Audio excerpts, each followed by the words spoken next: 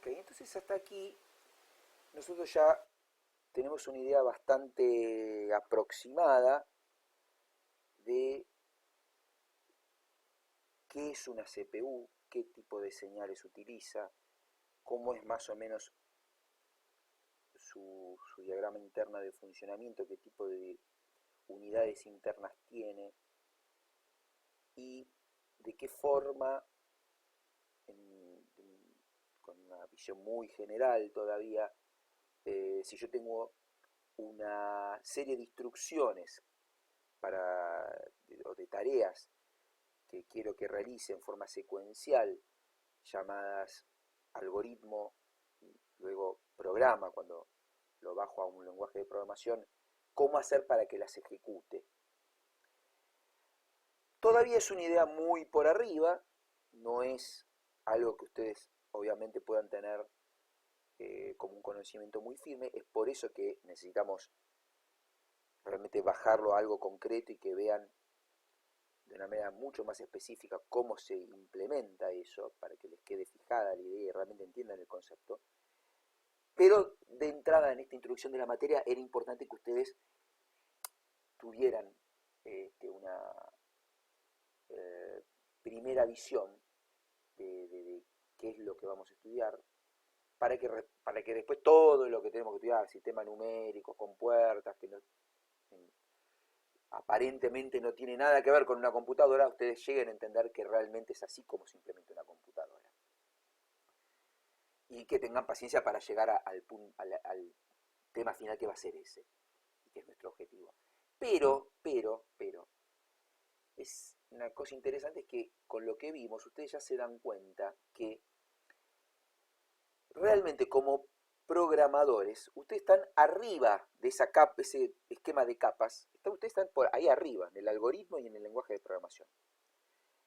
Aunque yo les expliqué cómo progresa el proceso hacia abajo, desmenuzando en partes el problema, hasta que uno llega a transferencias entre los registros, donde uno lee una variable de memoria, la guarda en un registro, luego con la ALO hace una resta y compara, y entonces toma una decisión, ¿no? Y entonces realmente ustedes entienden que de esa forma ese programa puede llegar a implementarse con un hardware, aproximadamente tienen la idea, obviamente, ¿no? La van a tener más clara cuando termine la materia, pero el concepto creo que eh, lo, ha podido ser transmitido con lo que he señalado hasta ahora. Ustedes están ahí arriba, es decir, no ven realmente lo que está ahí abajo, es decir, están nuevamente en lo que hablamos en un momento, en el eh, modelo de la caja negra. Es una caja negra, no ven lo que realmente hay adentro. Y esto tiene mucho que ver con lo que está presentándose en esta lámina, el principio de equivalencia hardware-software. Porque realmente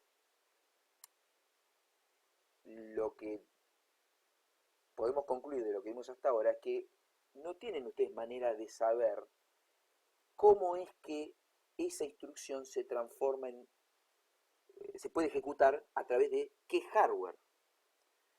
¿Qué dice el principio de equivalencia hardware-software? Dice, todo aquello que puede realizarse a través de software, programas, también puede realizarse con hardware, circuitos electrónicos, o sea, con puertas lógicas. Veamos un ejemplo, ¿no? Para bajar esta idea a un ejemplo concreto y se entienda lo que queremos decir.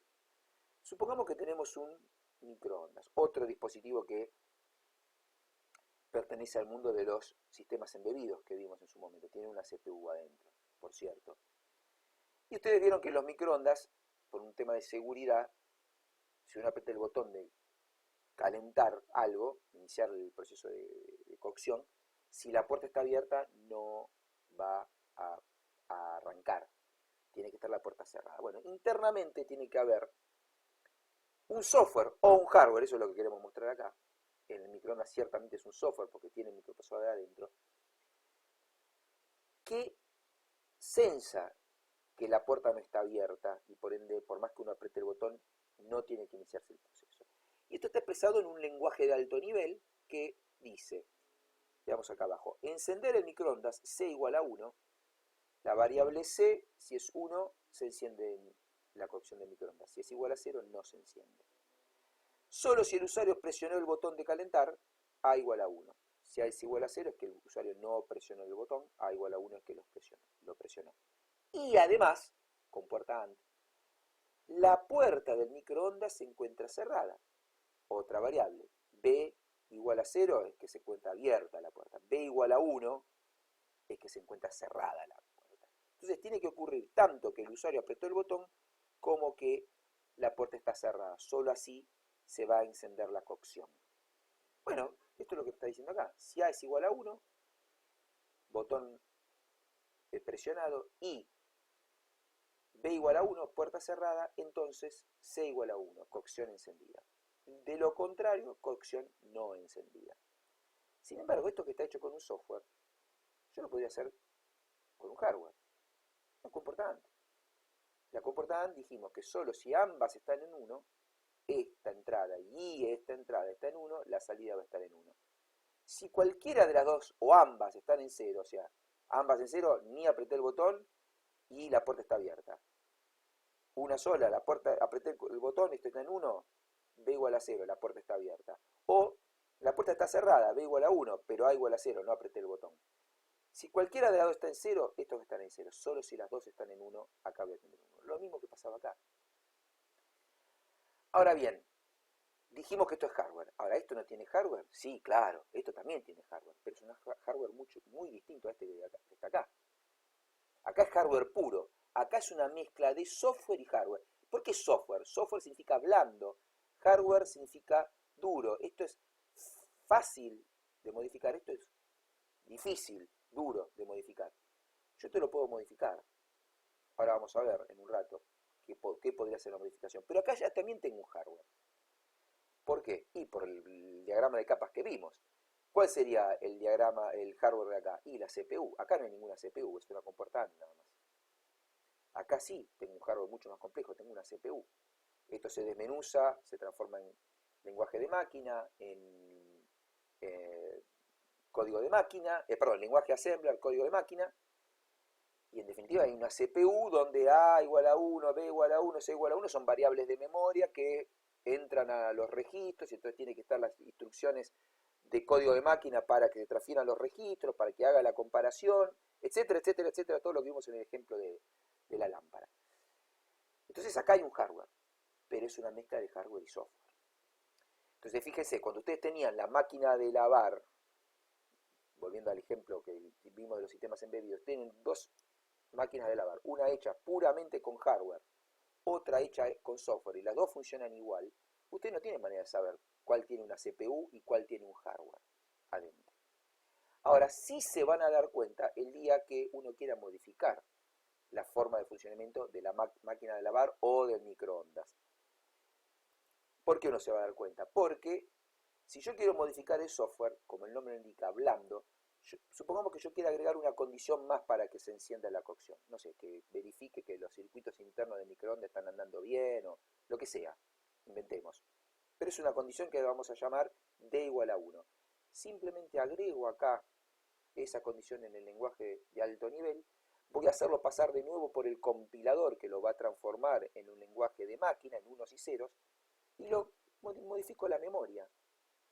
Y tengo el mismo microondas, pero que ahora funciona diferentemente. Si yo quisiera implementar esto con el hardware, tengo que agregarle una patita a la AND, tal que la A tiene que estar en 1, la B tiene que estar en 1 y la D también tiene que estar en 1 para que C esté en 1. ¿Sabes qué? Si en mi microondas o mi lavarropas está hecho con un circuito impreso que no tiene ninguna memoria flash, nada que yo pueda agregarle el programa, ¿sabes qué? Tengo que tirar a la basura el lavarropas o el microondas en este caso y comprarme otro, o bueno, un técnico que me cambie toda la electrónica, no simplemente hacer una grabación de la flash. Entonces, evidentemente los sistemas con software son más blandos para modificar que los con hardware, pero yo no tengo manera de saber si está implementado con uno u otro o a un término medio, uno medianamente flexible que tiene una parte en software y una parte más rígida en hardware. No tengo manera de saberlo, es una caja negra. Eso es lo que me dice el principio de equivalencia hardware-software. Por último, antes de ir a la parte de la historia de la evolución de las computadoras, veamos algo que está bastante relacionado también con esto del principio de equivalencia de hardware-software, porque en realidad el hardware que dijimos que no se puede modificar, en los últimos años ha surgido la posibilidad de armar circuitos que sí se pueden modificar, que son las FPGA. Las FPGA es una sigla en inglés Field Programmable Gate Array, arreglo de compuertas lógicas programadas en campo. Es decir, en campo significa que uno en la casa, en la empresa donde uno trabaja, lo puede modificar. Bueno, yo lo que tengo en estos cuadraditos son compuertas lógicas. Y acá tengo estas líneas que son las posibles interconexiones de ellas. La FPGA es similar a las EEPROM, la flash, que yo puedo agregarle a la memoria los bits que yo quiera y queda permanente. Nada más que acá lo que yo modifico son las conexiones. Entonces yo puedo armar un circuito lógico, armar una CPU entera si yo quiero, hecha con mi diseño, con una FPGA. Ustedes van a ver después en esta materia que vamos a simular con Logisim una CPU entera. Vamos a simular una ALU y partes internas. Eso es una simulación de software, pero no es un chip. Con las FPGA, ustedes pueden simular, por ejemplo, con Logisim, un circuito cualquiera, incluso un microprocesador entero, y luego eso lo implementan en un chip y el chip va a andar dentro de un circuito impreso. ¿Para qué se utiliza esto? ¿Para competir con Intel? No se preocupen que con esto no van a conseguir hacer un procesador de la misma eficiencia que un procesador de una computadora, una laptop o lo que sea. No van a hacer eso. Esto se utiliza para ciertas aplicaciones muy específicas, donde es más eficiente diseñar una CPU o un circuito lógico que ejecute de una manera muy específica, más eficiente determinado tipo de tareas. Incluso uno puede hacer una CPU, ¿no? Y esto es más eficiente que programar una CPU. Y lo interesante es que tiene un lenguaje para describir el hardware. O sea, lo que ustedes van a armar después con Logisim lo pueden escribir con sentencias de código, de lenguaje de programación, y eso se lo meten a la FPGA y le va a construir el circuito lógico. Entonces esto es interesante, primero para que ustedes sepan que existe, pero además, aunque esto es una tarea más típica de ingenieros electrónicos, pero hoy en día está muy mezclado, ¿no? ¿Qué hace un ingeniero electrónico? ¿Qué hace un ingeniero en informática? ¿Qué hace un licenciado en informática? El día de mañana ustedes pueden llegar a estar trabajando con FPGAs, así que está bueno que sepan que esto existe. Bueno, hasta acá terminamos la introducción que nos va a servir después para armar la materia. Ahora vamos a ver una cuestión para que terminemos de cerrar la idea, todas las ideas relacionadas con esta primera introducción, que es la historia de la evolución de las computadoras, y después ya vamos a pasar a los sistemas numéricos, ¿no? El primer tema bien concreto.